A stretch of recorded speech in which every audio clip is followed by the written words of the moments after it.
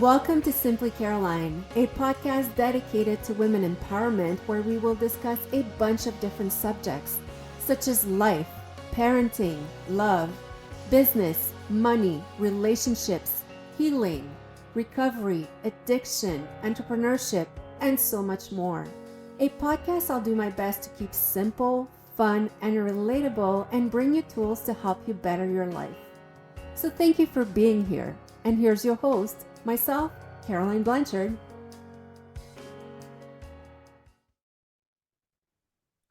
Hello, everyone. Welcome back. Thank you for being with us again this week. I have such a special lady, Kim Velez. How are you? I'm good. How are you? I'm so excited to be here. Yeah, I'm excited for you to be here. So Kim is a trauma coach, I should say, the trauma therapist, sorry. That's okay. Turn into a coach for other reasons. And that's the other reasons that we're going to talk about today. Some of you know how my love life has been iffy. So when I met Kim, I was just like, I need to bring her on the show.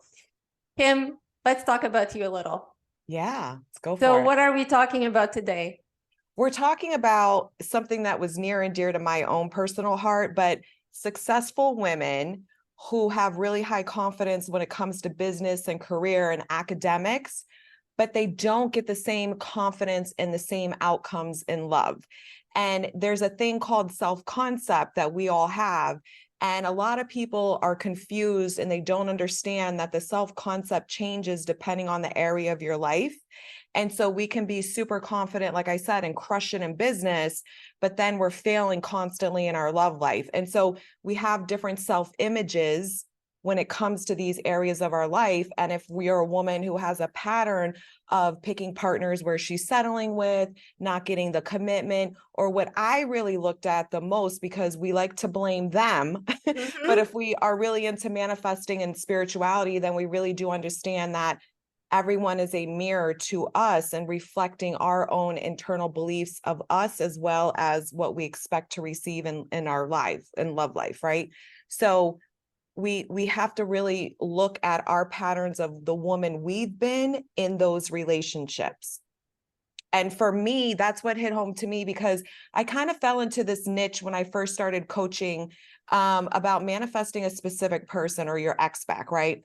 And so I followed what they were all saying, like, oh, change the story of the person, focus on, they come in this way, they love you this way. And I would get these slivers of where the person that I was involved with was literally mirroring back to me my new story and affirmations. But here was the problem, and this is what opened my eyes to what the solution really is I wasn't changing. I still felt insecure. I was waiting for the shoe to drop. I didn't even trust when he was showing up correctly that it was real, that this was lasting. And so I was tired of being a woman who, when she goes into love, in her love life, that I become insecure. I did not want to be her anymore. So I set out on a mission and publicly declared about 3 years ago that I'm going to change my self-concept in love because I don't want to be her anymore. And I became her, and I've helped thousands of women along the way. And I'm continuing this journey because we all need to know this, because we're not taught this. Yeah, and I love how you call it your self-concept. It's the first time I hear that, because usually, Yes. Self-image, there are so many other terms, but a concept is broader than just an image or an idea. So let's talk about this a little. Like, how do you define your self-concept and how do you change it?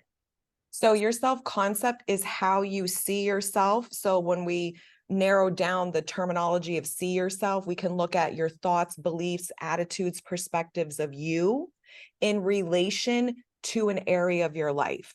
So, right, we're super confident when it comes to business. We can go into, go online and post and do all this, and you just do what we need to do and show up every day. We have a belief in us, and our self-concept of how we see ourselves is successful, is someone who wants to be seen, is someone who can handle this, et cetera, et cetera.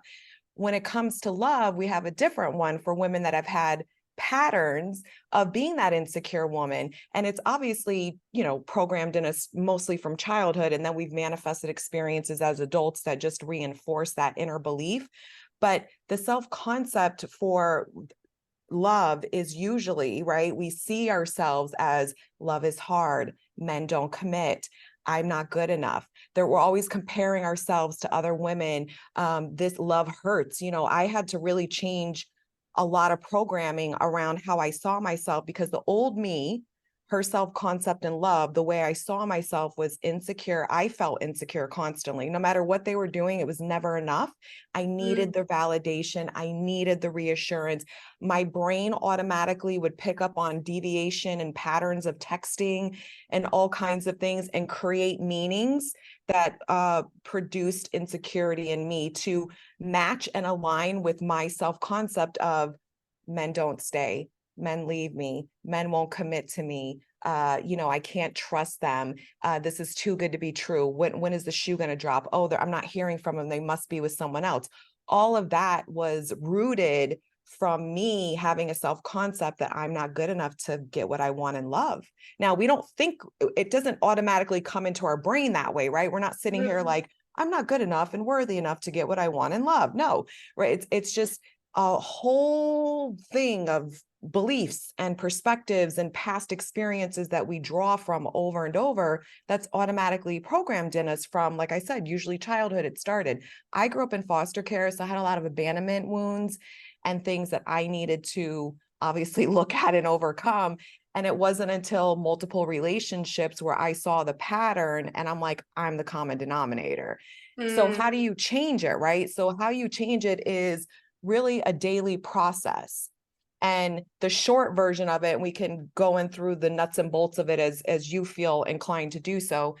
The short version process of it is you have to choose, who do I want to be in my love life? I want to feel confident. This is what I did. I said, I want to feel confident. I want to know, can I swear on here or no? Of course. Okay. I want to know that I'm a fucking magnetic goddess, that I am the prize, that I am worthy of being courted and loved. I want to know that love is safe for me. I want to feel good when I'm in the presence of any man that I desire. I don't feel insecure. I'm not comparing myself to women. Like, I really sat down and looked at who have I been and what does not feel good to me. And so what is kind of what the opposite of that is, right? And I wanted to be someone who didn't need any validation from any other human being ever again in my life. And so, yeah, I mean, that's the power piece. And that's what I've accomplished. And so it's a process, right? I didn't get it overnight just because I said, this is who I want to be, but I had to start with a direction. I had to start with a chief aim and a character that I was creating. This is my new me. So I had to really look at and pay attention to my mind all day, from the time I wake up till I go to bed. I'm observing my thoughts and I'm changing them. And anytime I felt triggered, because you're going to be triggered, because, a lot of people don't understand this, and I didn't understand this either until I got it, is when we're in connection with a romantic partner, they will trigger our deepest insecurities. And so it's not everything they do is neutral. We attach a meaning to their behavior, their action, their choice, their decision based off our internal belief system of us in relation to them and our beliefs about love. So it's going to be negative, and it's not going to be biased in your favor if you have a fear of rejection, if you never feel chosen, if you don't feel loved, if you don't feel like you matter. And so then we try to force them. I can remember years ago with men, boyfriends and men I was involved with, where I would tell them, I don't feel like I matter to you. You don't make me a priority. But I didn't know I was a priority, and I did not conduct myself as if I was a priority. I kept putting the pressure on the outside person to show up and be a certain way, but I wasn't being her. And so now you don't do that once you change your self-concept, but you have to be aware. And that's why it's a transformational experience. And it's such a powerful journey, because you're healing your old wounds and you're literally changing your self-concept in love, and you're changing your story of love. And by doing so, you will no longer need validation from any man or woman, whatever you date, right? It's a transformation. It doesn't happen overnight, but it's worth it, because when you get on the other side of it, you are your chief aim now. You are that person you set out to be. And then your reality has to reflect that back to you. Yeah. And one thing that I love that you just said, I've heard so many times, you have to manifest who you want to be with. You have to manifest a person. You have to know what you're looking for, which for me has always been like difficult, because I'm not that difficult in love, but it goes with a personality, a Yeah. chemistry, and all of this, and that's hard to describe. But what I love that you said is like, no, you need to manifest yourself. Yeah. Basically, you need to Yeah. decide who you will be in love, and Yeah. like in Be- a love relationship, which is so different, because yes. that's something that you can actually control. Yes. And the problem is, and I'm sure you've gone through this and so many other women have, is I had no problem writing a laundry list of everything I wanted in my Mhm. partner, and boom, I manifested it in, but I couldn't keep it. And why I couldn't keep it, and the version of them would be very different than what I wanted, because they had to show up the way I was. I had to manifest an experience in love that said love is hard. I always believed and felt, and I didn't know this was so unconscious to me, that I had to earn love.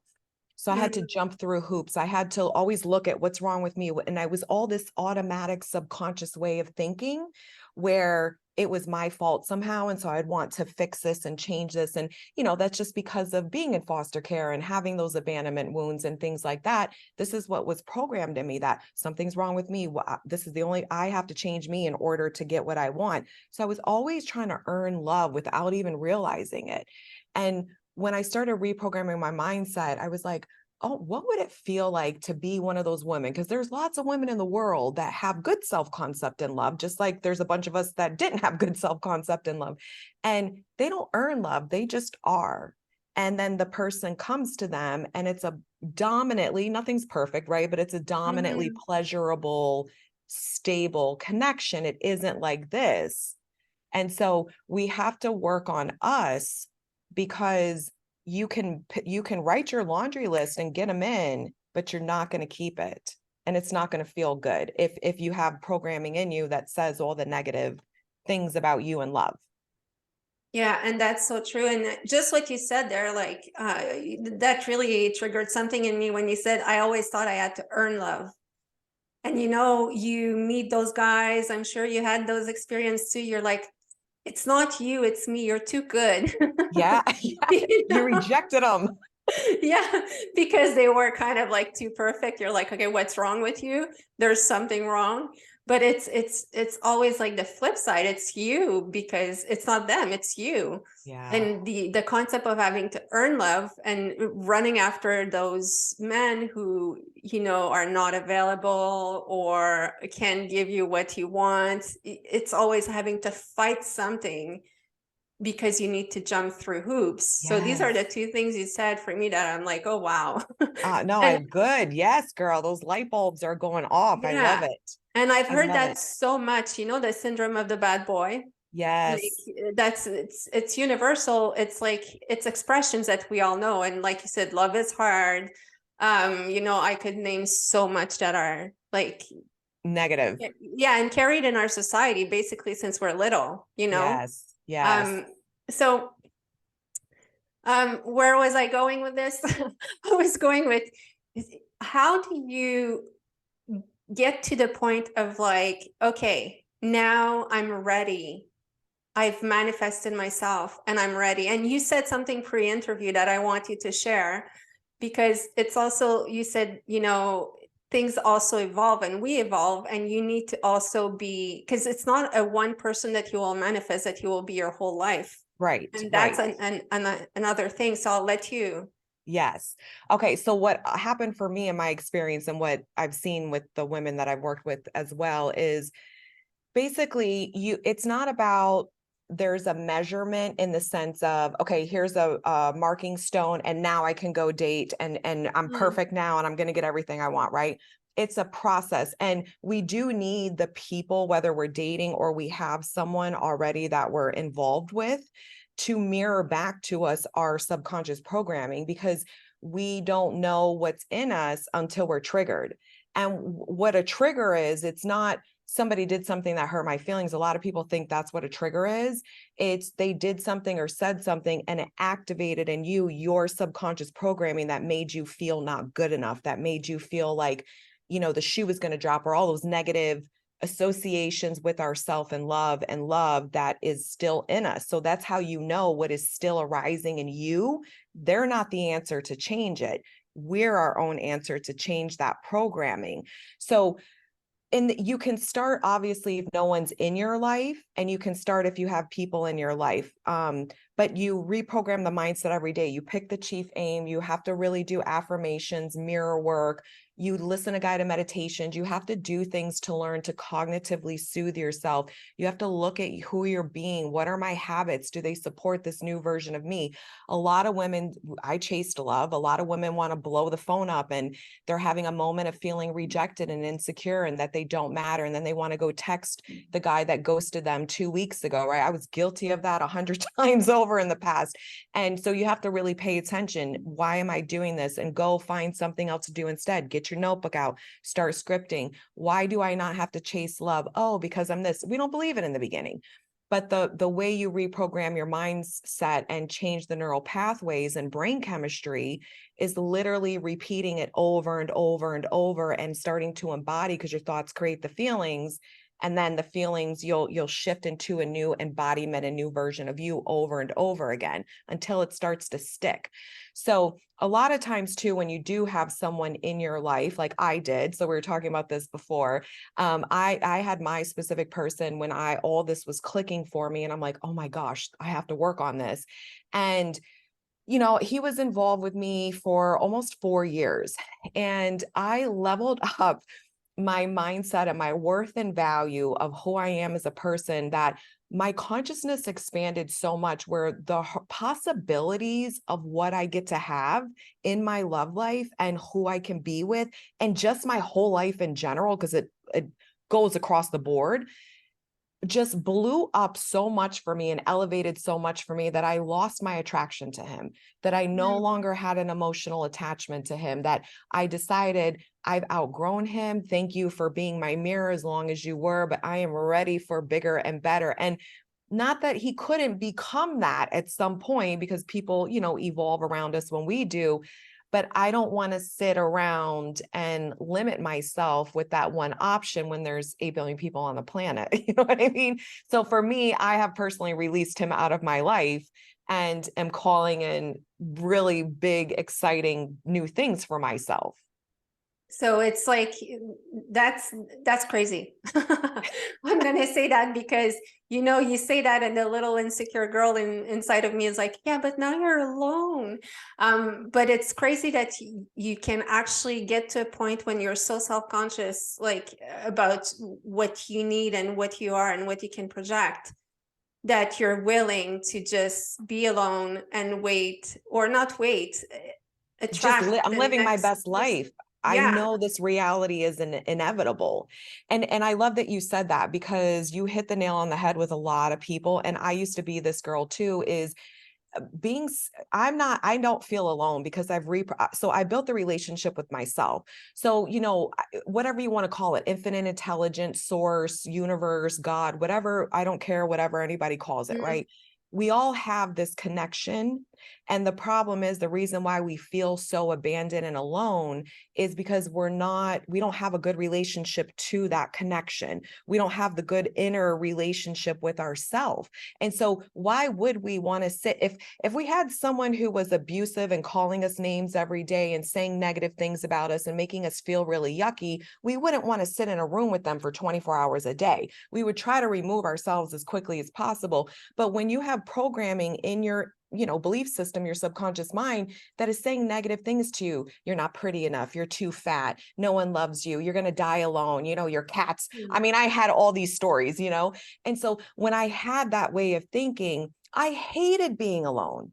I had to be so distracted because I had to get outside of my own, shit in my mind, because I didn't know, like, oh, if I change this thinking and learn to actually speak to myself like I would if I was dealing with a 5-year-old little girl, so we would never berate her. We would never tell her negative things. We would just love her unconditionally and, motivate her and inspire her. If I talk to myself that way, eventually I'll believe it. Eventually my relationship with myself will change. And that's what happened. And so I am this woman who I am excited about my life every day. Like, I have to spread this message to as many women as possible, and men. I work with men too, but mostly women all over the world, because this is the key. This is how you become unstoppable in love, how you become unstoppable in all areas of your life.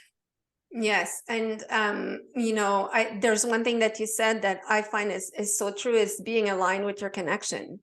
And we tend to forget that, and we tend to not put enough energy into that, but it's so important, because some call it meditation too, like I need to align myself, mind, soul, body.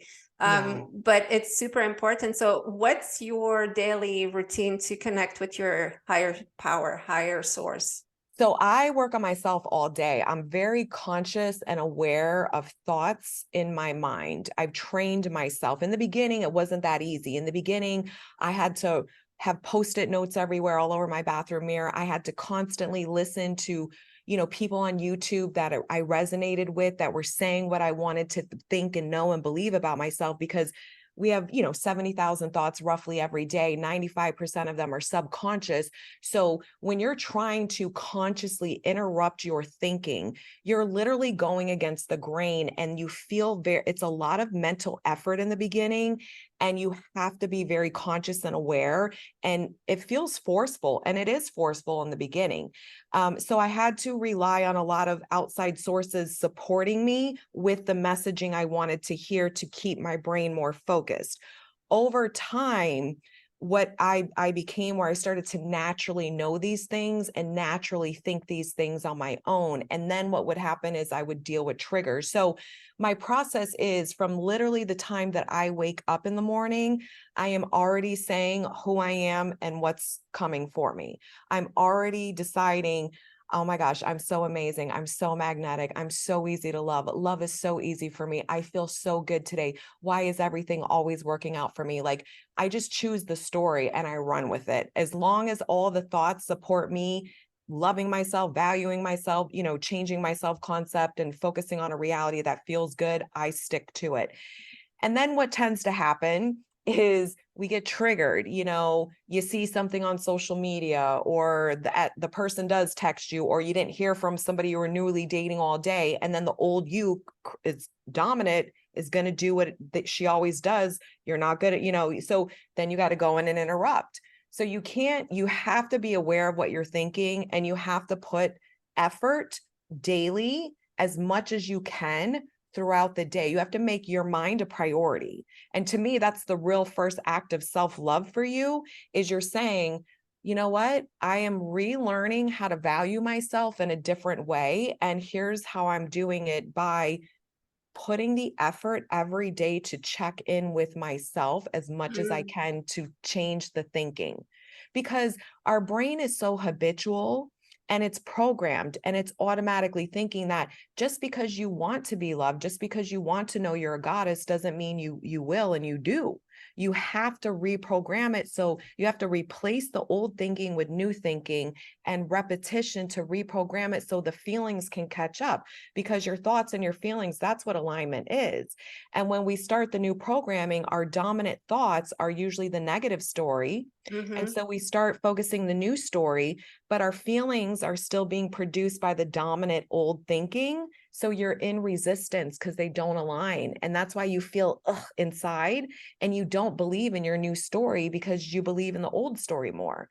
So you have to keep reprogramming. You also have to understand that there's a time delay in 3D reality, that when you're changing your programming and you're manifesting in different experiences, 3D is going to catch up when it catches up. And so when people tend to look, and I had to break this habit too, because we're so conditioned to look outside of us for answers. Oh, is it working? Oh, what did they say in the text? And you'll get it before you believe it. you'll get evidence in your reality, your new thinking, people are going to parrot it back to you.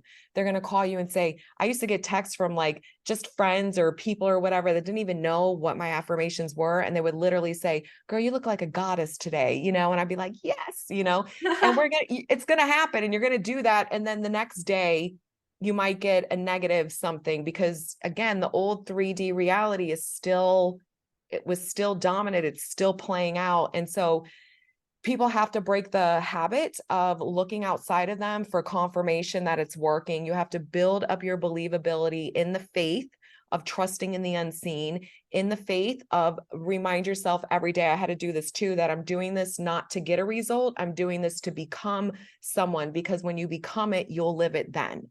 It's not, I live it first and then I become it. I had to choose, I'm going to be her now. Every second of the day, even if I wasn't her, I'm like, no, this is who I am. This is who I am. This is what I get to have. This is who I am. And I trust and knew out here will catch up when it catches up. But if you don't change it, out here will never catch up to what you want because you haven't changed inside. Did that answer the question? Beautifully, beautifully. And I'm going to ask you a very practical question now. Yeah. You know, I know a few people who are stuck in a relationship for different reasons, like kids or, you know, not being Money able to or leave someone financially, name it. There's so many different reasons. What do you say to those people who are stuck in the practical?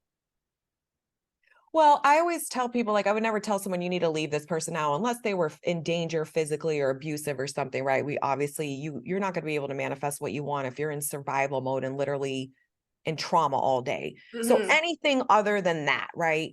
We have to look at, I still wouldn't tell, so I would never tell them to leave them, right? But I would say, okay, what do you want in love? What's your ideal partner look like? But more importantly, right, going back to her is, who do you want to be in the relationship? How do you want to feel in the relationship? And then let them craft whatever the story is, because it's different for everyone. And then affirm, you know, really start focusing on just going within. And they're going to be triggered because when the person's in your life, I was triggered for over a year, literally every day, because I had my specific person when I had low self-concept, the one I was using as my mirror and allowing him to show me what my triggers were. He was not a good version at all, like not abusive or anything like that, because I wouldn't even deal with that, but just not favorable. I had no evidence in my 3D reality at all that showed me I was going to get anything I wanted. He did not validate me or confirm anything for me for quite a while, but I just kept going within because I knew I had to change me. So you can be triggered heavily when the person's under the roof with you because there's no reprieve, you know, out of sight, out of mind. But if you're seeing them, if they're showing up and it's still the same old version and it's the same problems in the relationship, every single day you're seeing it, you're going to have a lot of triggers because our initial reaction is want to say, look, see, it's not working. He's right in front of me saying X, Y, and Z. They're still doing this, right? And that you're going to have to learn how to really overcome that by going within and trusting and knowing that 3D will catch up. So I always tell women, it's always a personal decision who you want to stay with. But I really look at, are you settling? I have them figure it out. Why are you scared to leave? How come you haven't set the boundary? What's the fear behind saying no? What's the fear behind saying, let's take a break? This isn't working right now. So she could get some reprieve, because a lot of times it really does boil down to the low self-concept, because the excuses they come up with are just reasons they feel comfortable in saying why I'm staying, but it's really rooted in, I just don't know, I deserve better. So I'm settling for this. Because if you knew you deserve, because I always say your higher version of you, the one who has the good self-concept, she would not settle for garbage. She just wouldn't. And she wouldn't deal with any version of someone who's bringing her garbage. You know, she'd be like, no, thank you. And go about her best life. And knowing somebody else will come in treating her the way that she deserves, or this person will eventually catch up. She wouldn't sit around and wait. And so we have to start, it's not faking it until you make it. It's really becoming her so you can live that experience. Because so many people are like, if he would just change, I would feel better. Well, no, you wouldn't, because I've been there. Yeah. And what I like to say to some women too is Just imagine your girlfriend is living your situation. And then what would you tell her? Yeah. Because quite often we don't have tolerance for what our girlfriends are going through, or your Yes. daughter, even. Like my Yeah. daughter now is old enough to, have her own relationships. So I'm always saying, like, what would I tell her if she Yes. would be living this? I would Yeah. probably be mad, and I would probably be like, girl, like, wake up, you need to, Yeah. So I think that that's another, it's related to what you're saying, that sometimes we think we're not enough, so we do settle for something. But just imagine your best girlfriend is doing the same thing. Like, how would you react towards her?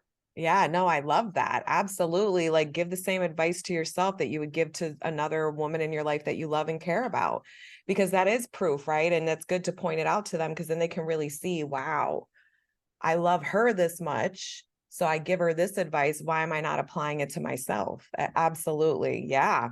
Yes. So True. Kim, Yeah. go ahead. No, I was just going to say, we have to, we have to have a hard look at ourselves. And a lot of times, right? I know you've had this experience coaching women too. And even just my own experience on the other side of the fence, where I'm the client going to a coach or having therapy or whatever. Like, sometimes I need these people to shine the flashlight on my blind spots, because sometimes we don't see it. And you're like, what do you mean? And we fool ourselves, and we're so good at deceiving ourselves. We've built up all these coping, like, defense mechanisms that a lot of us acquired from our childhood. Like, I had a lot of things rooted in hyper, inner independence because of being in foster care and things like that. And so as an adult woman, I carried those same ways I handled and coped with things that really helped me survive those situations as a little girl. But now as an adult woman, I'm not in that situation anymore, but I still reacted and responded that way. And so I didn't know that it was so automatic, but I had to understand, oh, what's going on in me, and then change it and practice it until I started dealing with it a different way, internally and externally. Yeah, that's also healing your inner child, which is a Yes. whole other, subject, but that's Yes. a very important one as well. Yeah. And I think that what you said is like so crucial about it's daily work, it's daily efforts, and nothing amazing comes easily. And I'm not No. sure if I'm just stating another one of our thing that we've been hearing from society forever, but I do think, even in my personal life, if something comes super easy, great, but you need to have discipline, and it needs to always be reminded, because those pathways that we're doing in our brains, negativity will always win. It's easier. Yes. So you have to always work on it. So is it going to be easy?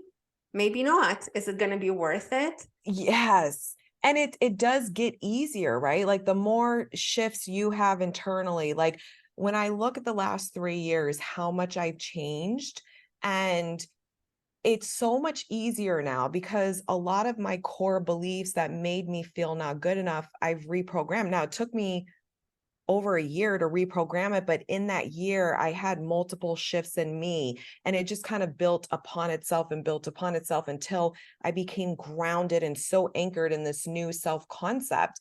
And from there, my mind just kept expanding and getting bigger of what I get to have. And so my life just keeps evolving and leveling up. And I'm so in love with this process, where I'm like, I mean, personal development, like, you want to constantly be developing you, not because you're dissatisfied or you don't like you or your current situation. It's because it allows you the freedom to create something better that you didn't even realize from that level of you that you could even have. Yes. And also, I will say what I say quite often. I think that having a coach or having a therapist is so crucial. And for one of the reasons you just said, it shines the light on you. Because Yes. quite often, like, no matter how smart or how successful you are, we always need to bounce back on someone else that is neutral. So that someone Yes. else can't be really your loved one or your kids or whatever, because you're emotionally attached to those people. It has to be someone neutral. And I Yes. find that when you do that, I believe everyone should be in therapy or have a coach now. I think that coach is like the more acceptable term, but it's Yes. really just to bounce off everything. And it's something that we understand in sports, and it's something that we understand in business. But then when it comes to our personal relationships, we're like, no, I'm strong enough to do that. I don't need anyone and blah, blah. But this is one of the first step, I think. If you don't have this person in your life, like, you can go on YouTube, you can follow some people, but also find someone neutral that you can bounce off of that's it. So Kim, where can people find you? I'm on Instagram, Kim Velez Mindset Coach. I'm also on YouTube, Kim Velez Coach. I had to change it because somebody hacked my name on there. And I'm on TikTok as Kim Velez Manifest Fast. So I'm all over, easy to find. I just started LinkedIn too. So I think it's just Kim Velez on LinkedIn. There you go. So follow Kim, and whatever the situation you are in, there's always something brighter out there. It will require work, and you can do the work because you are worth it. Yes. So Kim, what would you leave people with? I would leave people with that, basically just piggybacking off what you said, like, you really are worth the very best, and we don't have to settle in love. You can have it all. You can reprogram your mind to literally have love be so easy for you, and just know your worth and value with any person you're dating. Like, how amazing would that feel to be as confident on a date and confident in love as you are in the boardroom or as you are running your own business? Like, we want to carry that over into this area too. And you can, I promise. Thank you. Thank you you for being with us today. And thanks everyone for being with us today. I will see you next week, and I will put all of Kim's information. Thanks again, Kim. Thank you.